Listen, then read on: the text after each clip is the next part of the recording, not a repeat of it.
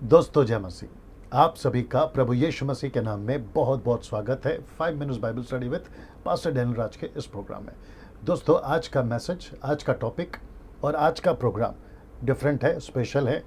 पहले की तरह मैं वो सारी इन्फॉर्मेशंस यूट्यूब की, फेसबुक की, मसीह मंथन की, ये सब नहीं दूंगा, क्योंकि आज मुझे थोड़ा सा एक बहुत गंभीर विषय पर, इम्पोर्टेंट विषय पर आप सभी से बात करना है। इसलिए उन सभी बातों को मैं नहीं रखूंगा। लेकिन आप सभी जानते हैं तो उसको फॉलो करें, सब्सक्राइब करें जैसे आप जानते हैं। लेकिन आज जो है मैं एक ऐसे विषय पर आप सभी के बीच में आने पर हूँ। थोड़ा सा वक्त लंबा जाएगा दोस्तों, लेकिन मेरे साथ में बने रहें, बर्दाश्त करें। और साथ ही साथ अगर आपको ये मैसेज ठीक लगता है, आपको लगता है कि दूसरों को भी इसे सीखना चाहिए, तो ज़रूर शेयर करें, दूसरों तक भी पहुँचाएँ। मेरा मकसद आप सभी के पास आने का इस प्रोग्राम के माध्यम से 5 मिनट्स वाला मकसद एक ही है कि आपको यीशु के राज्य में वचन के वसीले से आपको एजुकेट करूं, आपको परिपक्व करूं, रूटेड करूं परमेश्वर के वचन में, ताकि शैतान से नहीं, खैर शैतान से तो हमारी दुश्मनी है ही और हमारा उससे आत्मिक युद्ध तो है ही, लेकिन उसका एक और वेपन है या हथियार है, और वह है उसकी शिक्षाएं, जो आज कलीसिया में बड़ी तादाद में बड़ी ज़ोरों से चल रही है। उससे आपको दूर रख सकूं, वाकिफ करा सकूं और आपको बता सकूं कि क्या सही है और क्या गलत है। दोस्तों मैं चाहता हूं कि जब ये आप टीचिंग सुन रहे होंगे, विशेष करके आपने पोस्ट पढ़ लिया होगा, अगर आप यूट्यूब के सब्सक्राइबर्स हैं, अगर आप व्हाट्सएप फेसबुक के साथ अगर जुड़कर देख रहे हैं, तो आपको टॉपिक मेरे को बताना ही है। लेकिन ये जो विषय है, ये है पवित्र आत्मा का विषय, और जिसको मैं समझता हूँ कि आज के प्रचारकों ने, 90% प्रचारकों ने वो बातें आप तक नहीं बताई हैं, नहीं पहुंचाई है, जो पहली सदी में पतरस, पौलुस और यीशु के द्वारा बताई गई थी। यानी कि मकसद, मैं रिपीट करता हूं, पवित्र आत्मा का मकसद, पर्पस क्या था और अभी क्या है, और जब तक यीशु का द्वितीय आगमन, रैप्चर या फिर एंटी क्राइस्ट का आना, या जब तक कलीसिया पृथ्वी पर है, जब तक पूरे मानव जाति का उद्धार नहीं हो जाता, तब तक अगर हम सब यहाँ हैं, ये शिक्षा पवित्र आत्मा की बात है, उसका मकसद जब तक पूरा नहीं होता, उसको अगर नहीं समझेंगे, तो फिर मैं समझता हूं कि आपका मसीह बनना कोई अर्थ नहीं रखता। इसलिए इस विषय को सीखना, इस विषय को जानना बहुत ज़रूरी है। अब मैं यहाँ से हट जाऊँगा और आपको स्क्रीन के ऊपर बहुत सारी बातें आज मैं दिखाऊंगा, उसको आपको सीखना है और दूसरों तक पहुँचाना है, खुद भी एजुकेट होना है। चलिए दोस्तों, यहाँ से आज का विषय आपके बीच में रखने जा रहा हूँ। आज का विषय है दोस्तों, जैसे आप ये देख रहे हैं, मकसद पवित्र आत्मा का। जी मैं थोड़ा सॉफ्ट बात करूंगा, मतलब धीरे बात करूंगा, लेकिन आप मेरे साथ में बने रहें। मैं वापस आता हूं, मकसद पवित्र आत्मा का, इस विषय पे आज हम सीखेंगे ना। इसको देखिए, एक बहुत बड़ी गलती पवित्र आत्मा के प्रति, मैं रिपीट करता हूं कि एक बहुत बड़ी गलती पवित्र आत्मा के प्रति हो रही है। आज 90% मसीह लोग उसके मकसद को नहीं समझ पा रहे हैं। तो उसके पीछे अगर कोई सबसे बड़ा कारण है जो नहीं समझ पा रहे हैं, और इसके सबसे ज़्यादा कसूरवार, इसलिए मैंने लिखा है, और ऐसा होने के पीछे सबसे ज़्यादा कसूरवार प्रचारक है।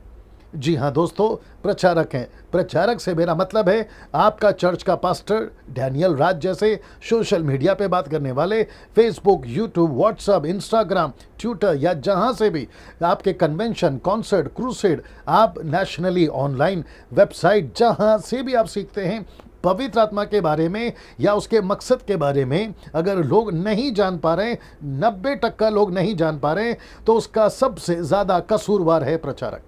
जी हाँ दोस्तों, यह आपको समझना बहुत ज़रूरी है कि इसके सबसे ज़्यादा जो कसूरवार हैं वो है प्रचारक ना। इसको देखिए, कुछ 20 से 25 साल से, या 2 डेकेड्स या 3 डेकेड से, मुझे मसीह बने कम से कम 26 साल हो गए, तो कुछ 20-25 सालों से कुछ मसीह लोगों ने पवित्र आत्मा को कठपुतली बना दिया है।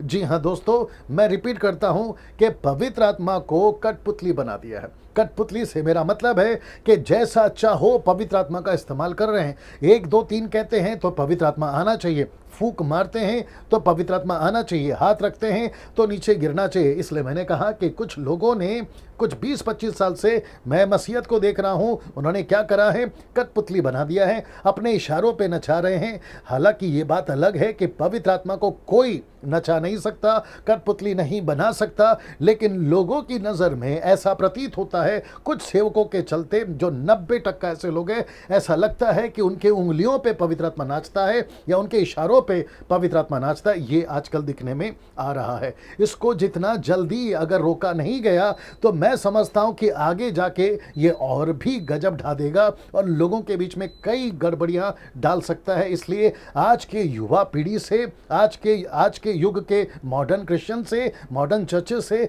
मैं रिक्वेस्ट करना चाहूँगा, अपील करना चाहूँगा, आपको बहुत सावधान रहना है, विशेष करके पवित्र आत्मा के बारे में।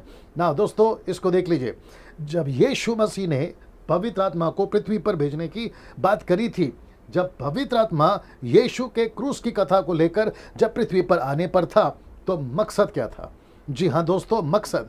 मैं वापस कहता हूं कि मेरा सबसे ज़्यादा जोर इस एक शब्द पे होगा, मकसद।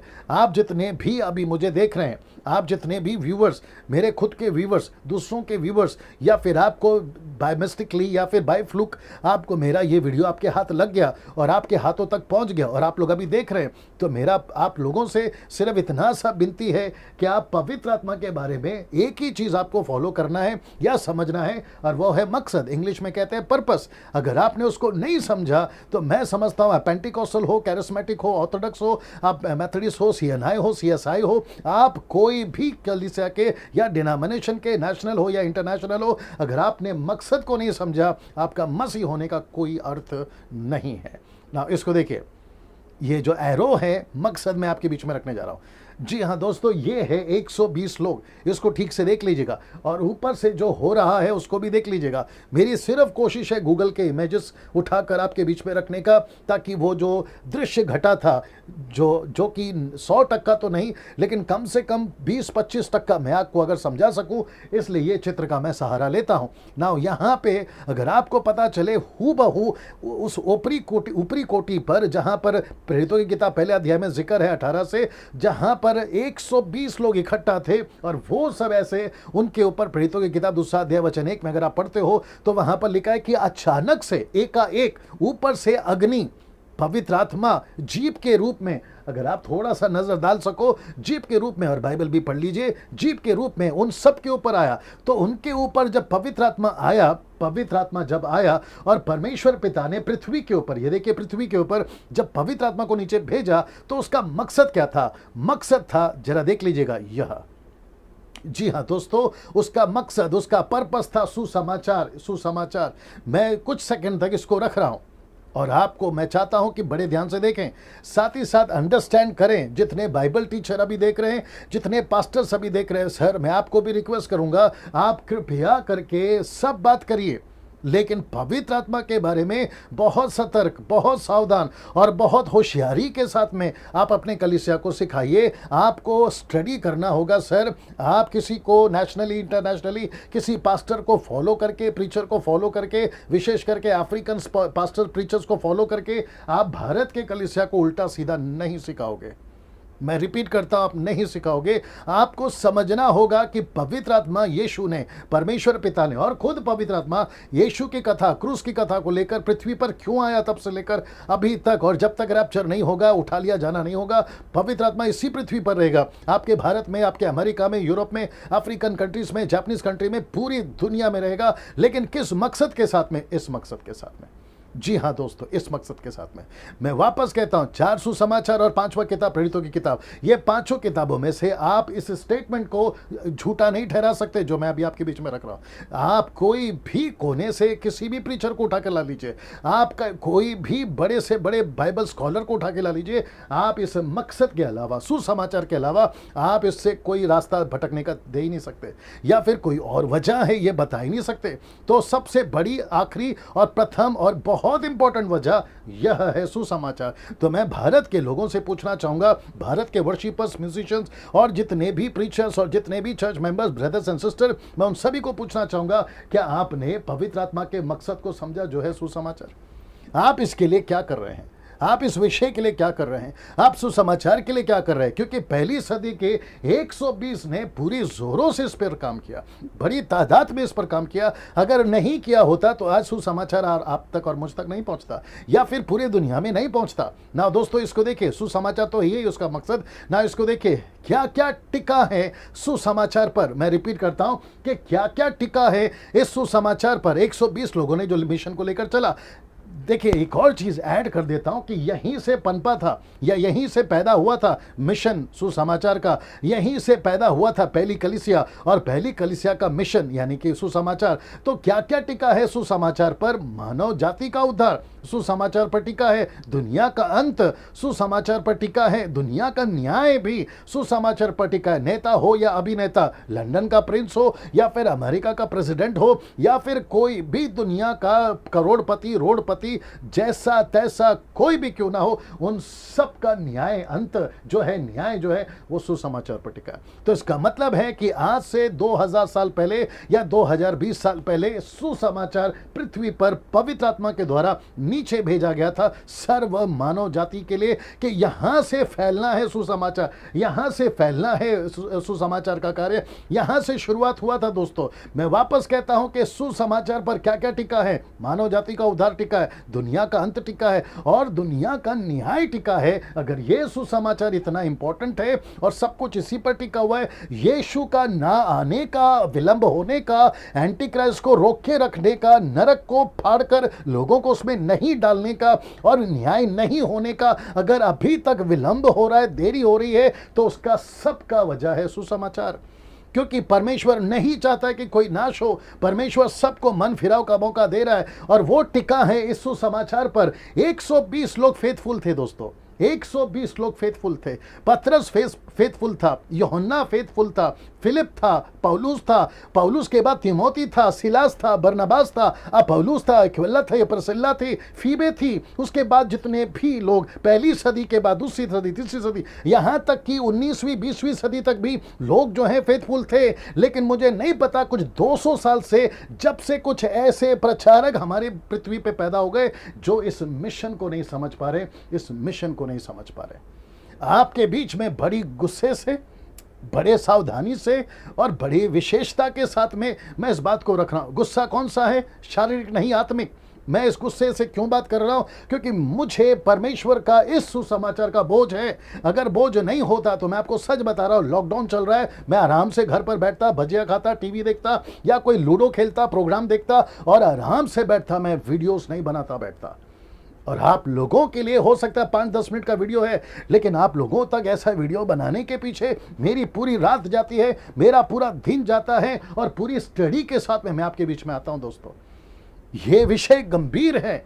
सुसमाचार को लेकर स्वर्ग, सुसमाचार को लेकर पिता पुत्र पवित्र आत्मा, सुसमाचार को लेकर स्वर्गदूत, सुसमाचार को लेकर शैतान तक, सुसमाचार को लेकर मानव जाति इंतजार पर है कि ये कब खत्म होगा, ये कब फिनिश होगा, ये टास्क, ये मिशन, ये मैंडेट कब पूरा होगा, इसको लेकर है।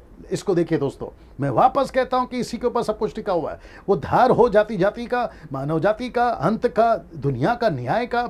अब इसको देखिए, अब बाकी सब सिखा रहे, आप बाकी सब सिखा रहे हो, मकसद क्यों नहीं सिखा रहे हो? पवित्र आत्मा का। मैं अभी इसके ऊपर आना चाहता हूं, वापस आता हूं कि आप बाकी सब सिखा रहे हो। मतलब पवित्र आत्मा क्या है, पवित्र आत्मा के दान क्या है, पवित्र आत्मा के वरदान क्या है, पवित्र आत्मा का फल क्या है, पवित्र आत्मा कैसे आया था, पवित्र आत्मा ने क्या क्या किया था, पवित्र आत्मा क्या क्या कर सकता है, ये सब सिखा रहे हो। लेकिन मकसद क्यों नहीं सिखाते? चर्च को मकसद क्यों नहीं सिखाते? कैथलिक्स मैं आपसे पूछूंगा, मेथोडिस्ट मैं आपसे पूछूंगा, सीएनआई सीएसआई मैं आपसे पूछूंगा, Pentecostal, charismatic, Orthodox, Lutheran, brethren मैं आपसे पूछूंगा, main line church, side line church, independent churches मैं आप लोगों से पूछूंगा, आज के आधुनिक युग के पास्टरों से पूछूंगा, आप पवित्र आत्मा का मकसद क्यों नहीं सिखा रहे हो चर्चेस को? आप ये क्यों नहीं सिखाते हो कि तुमको पवित्र आत्मा क्यों मिला है? आप ये क्यों नहीं सिखाते कि आपको उसके मकसद को, उसके पर्पस को समझना है? ये क्यों नहीं सिखाते? दोस्तों मैं आपसे पूछ रहा हूं। मैं वापस कहता हूं, मैं थोड़ा सा चिढ़ा हूं, मैं थोड़ा सा गुस्से में हूं, जिसको आत्मिक गुस्सा कहते हैं। मैं इसी वजह से आपके बीच में आया हूं, क्योंकि बाकी सब टाइम पास चल रहा है, लेकिन जो मकसद था पवित्र आत्मा का वो नहीं सिखाया जा रहा है ना। इसको देखिए, क्या कहा था यीशु ने जब मैं उसको तुम पर उतारूंगा। जब यीशु ने कहा था मैं पवित्र आत्मा को जब तुम पर उतारूंगा, तो उसने क्या कहा था, उसके पीछे क्या कारण था, क्या कैसे कैसे कहा था। नाउ इसको देखिए, आइए जानते हैं पांचों पुस्तकें इस विषय पर क्या बोलती है। कौन सी पांचें पुस्तकें? एक है मत्ती, दूसरा है मरकुस, तीसरा है लूका, चौथा यूहन्ना, पांचवा है प्रेरितों की किताब। ये पांचों किताबों में यीशु मसीह ने क्या कहा था उतारने से पहले कि मैं पवित्र आत्मा को उतारूंगा। आइए उसको देखते हैं। सबसे पहले फिर आप आसानी से तुलना कर सकते हो कि चल क्या रहा है और वचन क्या कह रहा है। रिपीट कर देता हूं कि आसानी से जब ये पांचों पुस्तक की स्टडी को आप देख चुके होंगे, तो आप आसानी से तुलना या फिर एनालिसिस या फिर आकलन कर पाओगे कि आज की परिस्थिति में चल क्या रहा है, डैनियल राज कितना गलत है और डैनियल राज कितना सच्चा है और क्या बोलने की कोशिश कर रहा है। ये बिल्कुल आसानी से आकलन कर पाओगे। मैं रिपीट करता हूं कि डैनियल राज कोई भी स्टेटमेंट देता है वचन के आधार पर ही देता है, बाहर नहीं देता, स्टडी करके देता है। इसलिए कुछ लोग थोड़ा सा ओवर स्मार्ट करते हैं, अपनी खुद की स्टडी मेरे वीडियो के कमेंट्स बॉक्स में डाल देते हैं और ऐसा प्रतीत होता है। तो फिर मैं पूछूंगा, भाई मेरे सिखाने से पहले तुम कहाँ थे? जब मैंने सिखाना शुरू करा तब तुम्हारी आंख क्यों खुली? मेरे पहले कहाँ थे तुम? यही तो प्रश्न है ना दोस्तों। मैं उसके ऊपर नहीं जाना चाहूँगा ज़्यादा, क्योंकि मुझे इसी के ऊपर बात करना है। बड़े सावधानी से अब यहाँ से देखना शुरू करिए। मत्ती की किताब में, पहला किताब पांचवा किताब में से मत्ती की किताब में उसका 18 से 20 तक में ये सब आपको पढ़ना होगा आपके खुद के बाइबल में, लेकिन आपकी सुविधा के लिए यहाँ पर रखा है। जरा ध्यान से देखिएगा। यीशु ने उनके पास आकर कहा कि स्वर्ग और पृथ्वी का सारा अधिकार मुझे दिया गया है, इसलिए तुम जाकर सब जाति के लोगों को चेला बनाओ, पिता पुत्र पवित्र आत्मा के नाम से बपतिस्मा दो, उन्हें सब बातें जो मैंने तुम्हें आज्ञा दी है मानना सिखाओ। देखो जगत के अंत तक मैं सदा तुम्हारे संग हूं। 18 से लेकर 20 तक में टोटल 3 आयतें हैं, 3 वचन है। एक है 18, दूसरा 19 है, दूसरा तीसरा है 20। ये सभी वचन यीशु के। तो यीशु ने ऐसा कहा कि सब अधिकार अब मेरा है, इसलिए तुम जाओ। यीशु ने यहां पर नहीं कहा पिज्जा खाओ, लूडो खेलो, क्रिकेट खेलो, आप जो है वो कॉन्सर्ट करो, गीत गाओ, म्यूजिक बजाओ, ये नहीं बोला। यीशु ने कहा go and preach the gospel, make the disciple, baptise them, teach them what I have commanded. तो ये यीशु का मैंडेट था। तो मसीह की कलीसिया आज के वर्तमान में पवित्र आत्मा को लेकर, उसके मकसद को लेकर ये क्यों नहीं सिखाती, मैं पूछना चाहता हूं ना। इसको देखिए, मरकुस की किताब उसका 16वां अध्याय वचन 15 से 20 तक में उसने उनसे कहा तुम सारे जगत में जाकर सारे सृष्टि के लोगों को सुसमाचार प्रचार करो। फिर कहता है विश्वास करे, जो विश्वास करे बपतिस्मा ले उसी का उद्धार होगा। इसका मतलब है जब तक सुसमाचार नहीं सुनाया जाएगा, जो विश्वास करे वो विश्वास नहीं कर पाएगा। आपको समझना बहुत जरूरी है यहां बात क्या हो रही है। यीशु 15 में कहता है कि जाओ प्रचार करो, फिर 16 में कहता है कि जो भी विश्वास करेगा तुम्हारे सुसमाचार से उसका उद्धार होगा। क्यों? क्योंकि उसने यीशु पर विश्वास किया। जो विश्वास करे बपतिस्मा ले उसी का उद्धार होगा। फिर आगे देखिए क्या कहता है, यहां नहीं रुके वो, फिर आगे कहता है वचन 17 में विश्वास करने वालों में ये चिन्ह होगा। तो जो भी पुरुष स्त्री जो भी विश्वास करेगा उनमें ये निशानी होगी। निशानी क्या? देखिए, मेरे नाम से दुष्ट आत्मा निकालेंगे, नई नई भाषा बोलेंगे, सांपों को उठा लेंगे, यदि नाशक वस्तु भी पी जाए तो उनकी कुछ हानि ना होगी, बीमारों पर हाथ रखेंगे और वो चंगे हो जाएंगे ना। इसको देखिए, मैं बीच का वचन नहीं पढ़ रहा हूं, यानी 19, क्योंकि 19 में लिखा यीशु मसीह उठा लिए गए और बादलों पर पिता के स्वर्गीय दाहिने हाथ में बैठ गए। लेकिन वचन 20 को पढ़वा रहा, लिखा है कि उन्होंने निकलकर हर जगह प्रचार किया। मैं रिपीट करता हूं कि उन्होंने निकलकर हर जगह प्रचार किया। इसको फिर से वापस दिखा देता हूं, आपको मकसद समझ में आ जाएगा दोस्तों, आपको मकसद समझ में आएगा। इसलिए मैंने कहा था कि क्या क्या टिका है सुसमाचार पर। तो 120 चुपचाप नहीं बैठे। 120 के ऊपर जब पवित्र आत्मा उतरा एक जगह पे नहीं बैठे। ऐसा लिखा है, मरकुस की किताब वापस पढ़वा देता हूं। मरकुस की किताब का उसका 20 वचन लिखा है कि उन्होंने निकल कर, ये देखिए, उन्होंने निकलकर हर जगह प्रचार किया। प्रभु उनके साथ काम करता रहा। किसके साथ? जो प्रचार करेंगे उनके साथ। मैं इसके ऊपर आऊंगा तब आपको समझ में आ जाएगा कि पवित्र आत्मा सबका इस्तेमाल नहीं करता, पवित्र आत्मा सबको यूज नहीं करता, पवित्र आत्मा अपना दान सबको नहीं देता, दास हो दासी हो, पुरुष हो स्त्री हो, सबको नहीं देता। वो उसी के साथ काम करेगा जो सुसमाचार फैलाएगा।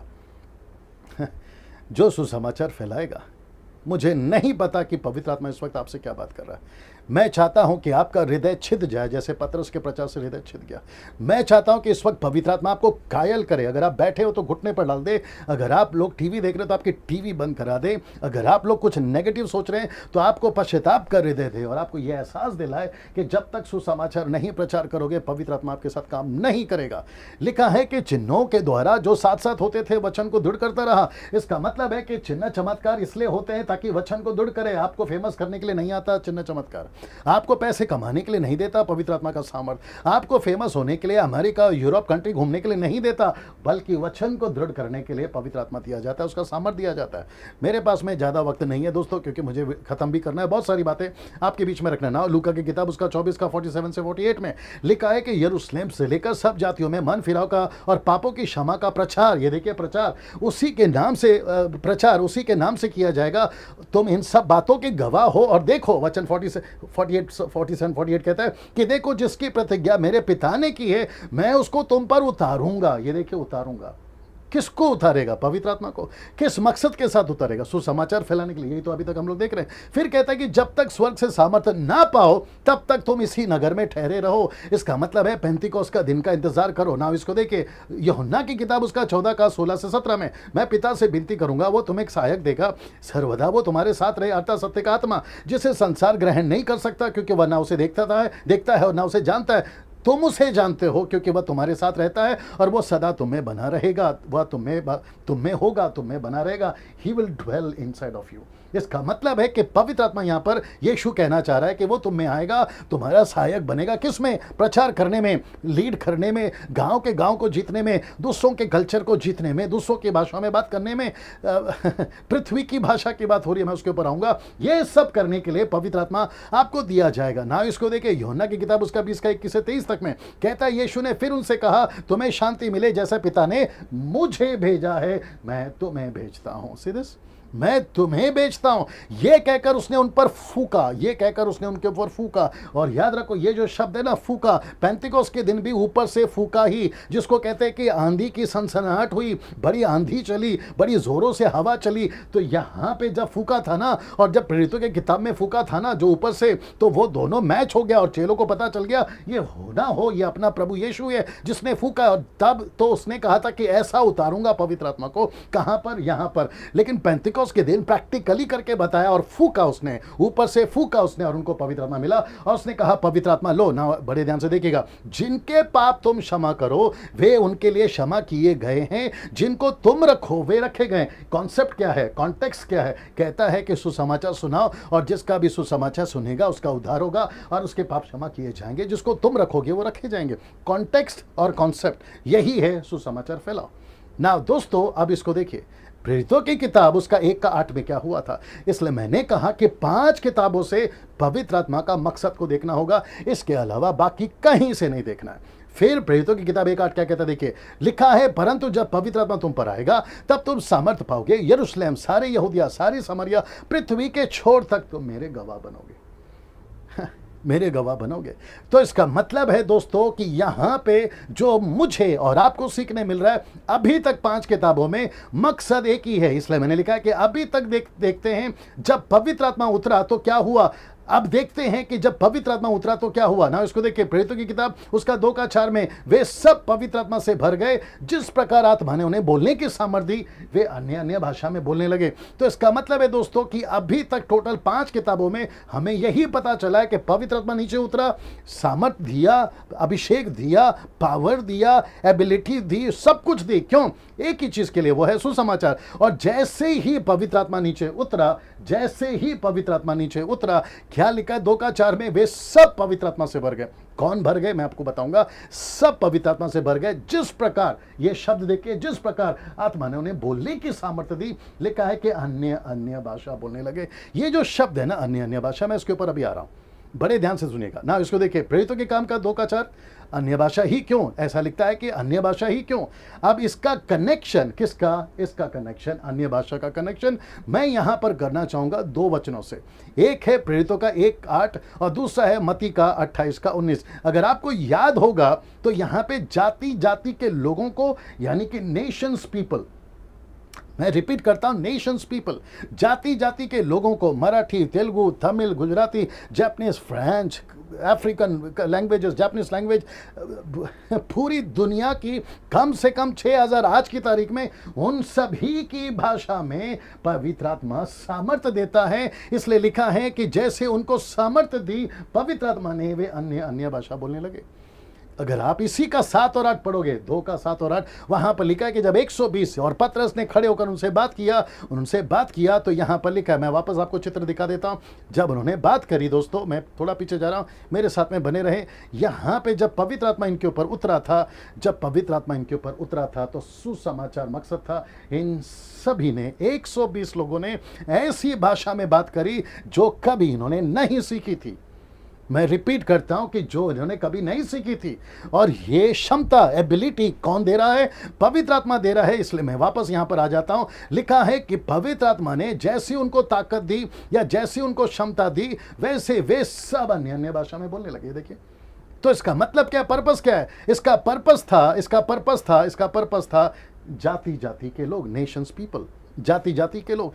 तो पवित्र आत्मा जो आजकल चल रहा है, जो कहते हैं, जिसको लेकर मुझे बहुत गुस्सा है दोस्तों, अगर जो टंग स्पीकिंग वाला अभी मेरे को सुन रहा है, आप मेरी भाषा को समझिए, मेरे मकसद को समझिए। मैं क्यों कह रहा हूं कि मैं गुस्से में हूं? क्योंकि जो ओरिजिनल लैंग्वेज नीचे उतरा था, जिसको कहते हैं ग्लोसोलालिया, जिसका स्ट्रॉन्ग्स है 1100, वो प्योरली अर्थली लैंग्वेज था, पृथ्वी की भाषा थी। लेकिन 200 साल पहले William Seymour, Los Angeles, America के अंदर, जिसको कहते हैं अजूजा स्ट्रीट रिवाइवल, वहां से एक ऐसा बेड़ा गर्क हुआ है, वहां से एक ऐसी मूर्खता वाली बात बाहर निकली है, जिसको पेंटिकॉस्टल मूवमेंट वालों ने एक्सेप्ट कर लिया और आज पूरी दुनिया में फैलाया जा रहा है। और मुझे इससे कोई फर्क नहीं पड़ता कि अभी कौन क्या सोच रहा होगा, लेकिन सच सच है। थोड़ा बैठ के स्टडी करना मेरे दोस्त, बैठ के स्टडी करना, आपको पता चल जाएगा। मैं वापस आता हूं इस मुद्दे के ऊपर। मकसद क्या था यीशु मसीह का? मकसद क्या था पवित्र आत्मा को उनसे भाषा में बुलवाने का? क्यों लिखा है मरकुस की किताब का 16 का 17 में कि वे नई नई भाषा बोलेंगे? क्यों? क्योंकि मकसद एक ही था कि सुसमाचार फैले, और यही तो उस दिन हुआ। तो पवित्र आत्मा का मकसद था नीचे आने का सुसमाचार, जाति जाति के लोग। मत्ती की किताब उसका 28 का 19 में क्या लिखा है? Go two nations. नेशंस का मतलब क्या है? जाति जाति के लोगों के बीच में जाओ। और ये उन दिनों में ऐसा था, और वहां पर भाषाएं नहीं आती थी, जैसे मैंने आपको बताया। लेकिन पवित्र आत्मा, परमेश्वर को सब आता है, इसलिए उसने एबिलिटी दी, क्षमता दी, और उनसे कहा कि तुम ये भाषा में बात करोगे ना। इसको देखिए, अभी तक जो आपने देखा वो क्या क्या दिख रहा है, ये एरो बाद में दिखा देता हूं। मैं वापस पूछूंगा, अभी तक जो आपने देखा वो आपको क्या क्या दिख रहा है? मकसद किसका? पवित्र आत्मा का, जो मैंने आपको चित्र पहले दिखाया। तो पवित्र आत्मा का मकसद यहां पर एक ही था, और वह था सुसमाचार। जी हां दोस्तों, यह था सुसमाचार। अगर हम इसको नहीं समझे और बाकी सब कर रहे हैं, तो फिर मेरा प्रश्न उठता है कि आप मसीह फिर क्यों बने?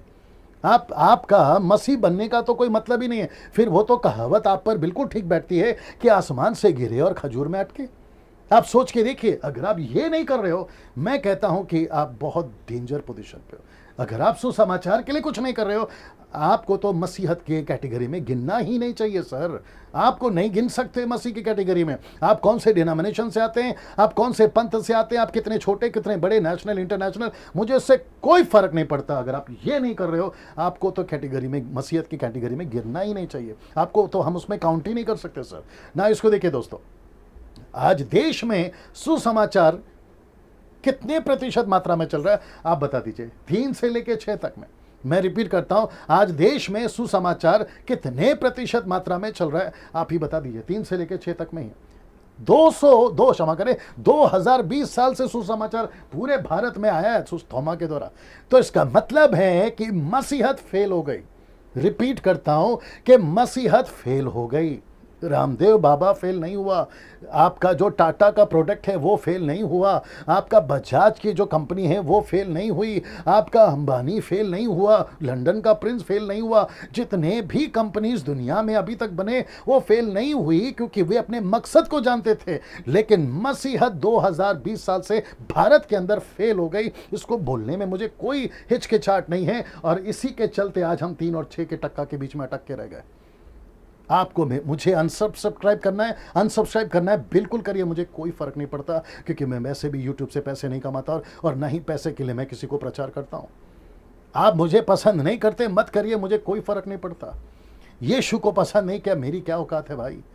मैं वापस कहता हूं, आज मात्र 3 से 6% ही मसीहत पाई जाती है पूरे भारत, और उसमें भी गड़बड़ है, वो विषय अलग है। अगर उसमें घुसूंगा तो तेल पानी शराब व्यभिचार लालची पैसे के पीछे भागने वाले और भी है इसके अंदर, मैं उसमें नहीं जाऊंगा ना। इसको देखिए कितने प्रतिशत मात्रा में सुसमाचार का काम चल रहा है, छेला बनाया जा रहा है, नई नई कलीसियाओं की स्थापना हो रही है। ये आप मुझे मात्रा या फिर परसेंटेज बता दीजिए। 0%, 10% लोग काम कर रहे होंगे, गांव के अंदर जाकर, जातियों के अंदर जाकर काम कर रहे होंगे, लेकिन 90% लोग सब के सब फुल टाइम पास में, फुल टाइम पास में।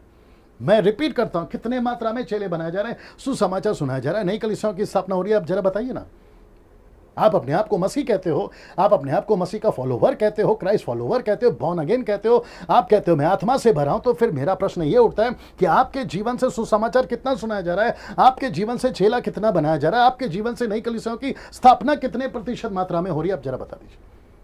आप खुद सोचिए, आपको शर्म आ जाएगी, और आपको तो आपका चेहरा आईने पे देखने में भी आपको तकलीफ हो जाएगी, आपको पवित्र आत्मा कायल कर देगा, क्योंकि आप खुद जानते हैं कि जब से आप मसीह बने हैं, आपका जो जीवन है वो किस प्रकार से चला है।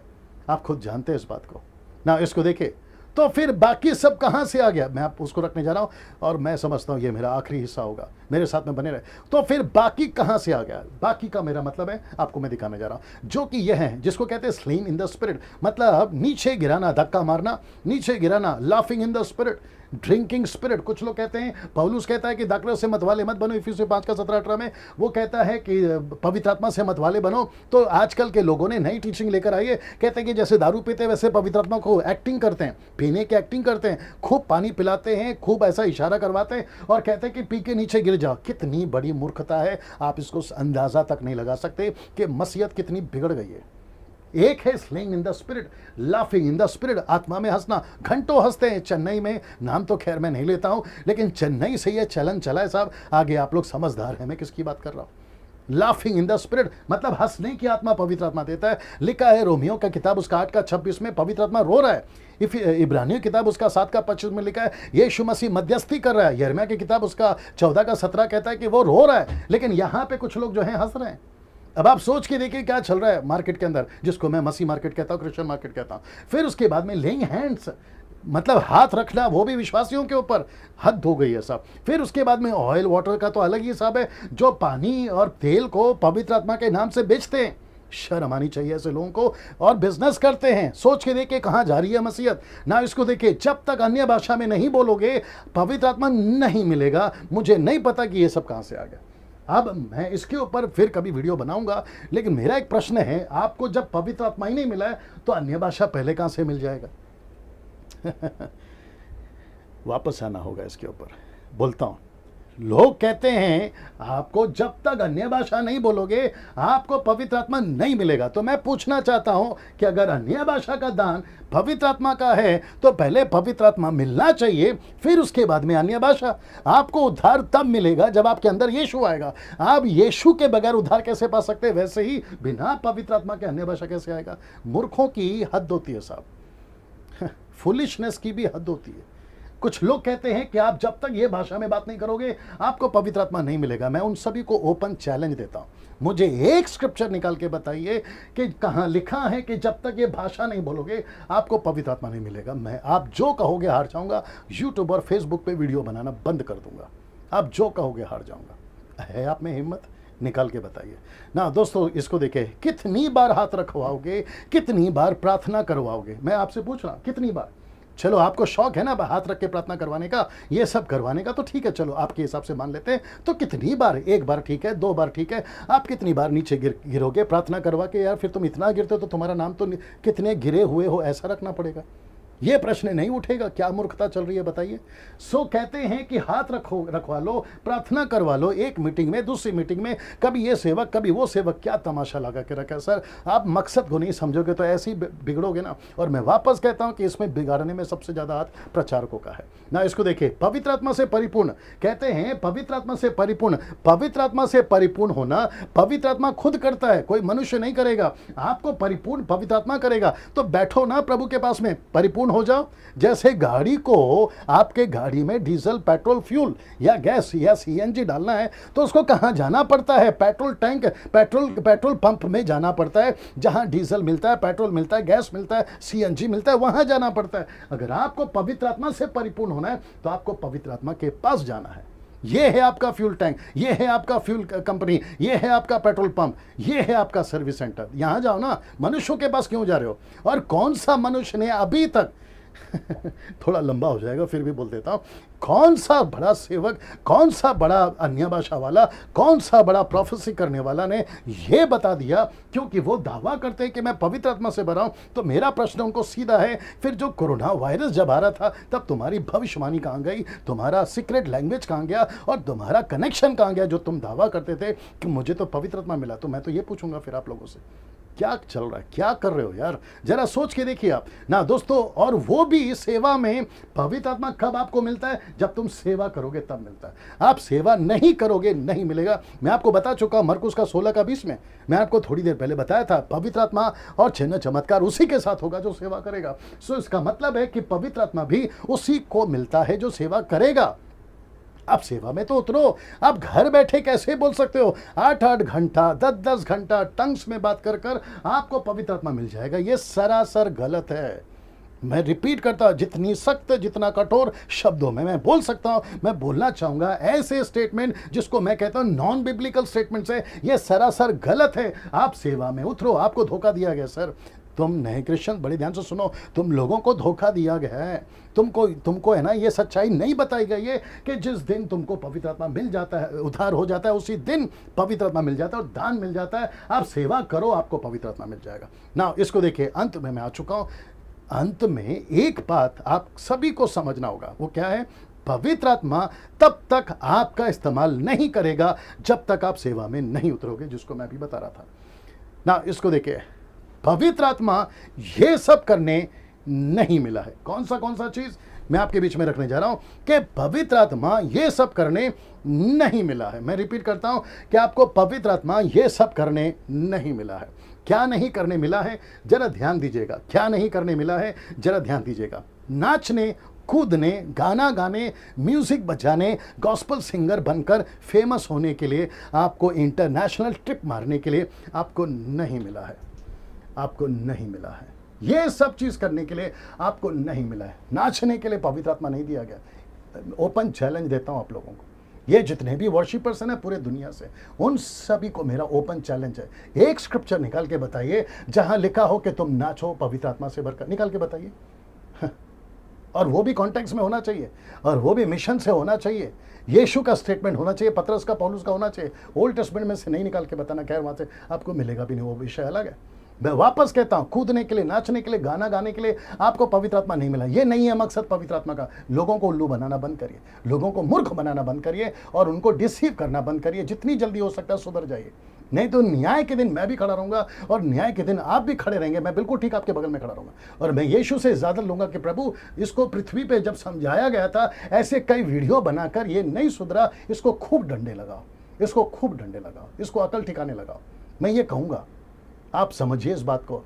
पिछले के मिशनरीज ऐसे नहीं थे जो अपना गला काटे, आरी से चीरे गए, पत्थर से मारे गए, जिंदा आग में जलाए गए, दुख उठाकर आप तक सुसमाचार सुनाया। और तुमने तो 22वीं पीढ़ी तक सुसमाचार सुना में पूरा का पूरा बेड़ा गर्क कर दिया। टाइम पास कर रहे हो तुम, मजाक मस्ती चल रहा है, नाचना कूदना चल रहा है, क्या लगा के रखा है? पिक्चर के गाने गाकर तुम फिर संडे को वर्शिप में गाना गाते हो और ऊपर से कहते हो कि पवित्र आत्मा आ रहा है। कैसे आएगा? आप कितना उल्लू बना रहे हो, जरा सोच के देखिए। फिर वो लोग कहते हैं कि हम फेमस होते हैं। कहां से हो जाओगे तुम फेमस? पैसे कमाना था तो फिर मसीह में आए क्यों? फेमस होना था तो फिर मसीह में आए क्यों? और जितने पैसे कमाकर फेमस होकर बैठे, उनका क्या हो रहा है वो भी तो देख लो। कोई कैंसर से मर रहा है, कोई हार्ट अटैक से मर रहा है, कोई ना जाने दुर्घटना से मर रहा है। क्या कर रहे हैं देखिए आप। और आपको प्रभु ने जीवन दिया है, आपके पास में क्षमता है, एबिलिटी है। गिटार बजाने आता है तो जाइए ना सड़कों पे, वचन के प्रचार करिए ना, सुसमाचार सुनाइए, मॉल पे खड़े होकर वो करिए। जो पहले से मछली फ्राई है उसी को फिर से तेल में क्यों डाल रहे हो? जो पहले से यीशु को जानता है उसी को क्यों सुना रहे हो? मेरी नई एल्बम आई है, सब्सक्राइब माई चैनल, मेरा न्यू वीडियो एल्बम है, ये क्यों कर रहे हो यार? आप प्रचार करिए, मकसद समझिए पवित्र आत्मा का। मैं वापस कहता हूं कि 90% प्रचारकों ने पवित्र आत्मा के ये सबसे बड़े पर्पस, मकसद को लोगों तक नहीं पहुंचाया है। इसमें 90% प्रचारकों का हाथ है, जो गलत तरीके से उनको फंसा दिया है। पर परमेश्वर का धन्यवाद हो कि ऐसे ऐसे युग में, ऐसे ऐसे डिकेट्स में परमेश्वर किसी प्रचारक को खड़ा करता है। और मैं वापस कहता हूं, मेरा वीडियो का बनाने का मकसद सिर्फ एक ही है, एजुकेट करना, आपको खबरदार, आपको होशियार करना। मैं किसी की फोटो नहीं दिखाता, मैं किसी का नाम नहीं लेता, मैं किसी को नीचे नहीं गिराता। मेरा मकसद है आपको अवेयर करना, खबरदार करना और यीशु के वचन में मजबूत करना। दोस्तों, अगले वीडियो के साथ फिर मुलाकात होगी। प्रभु आपको आशीष दे।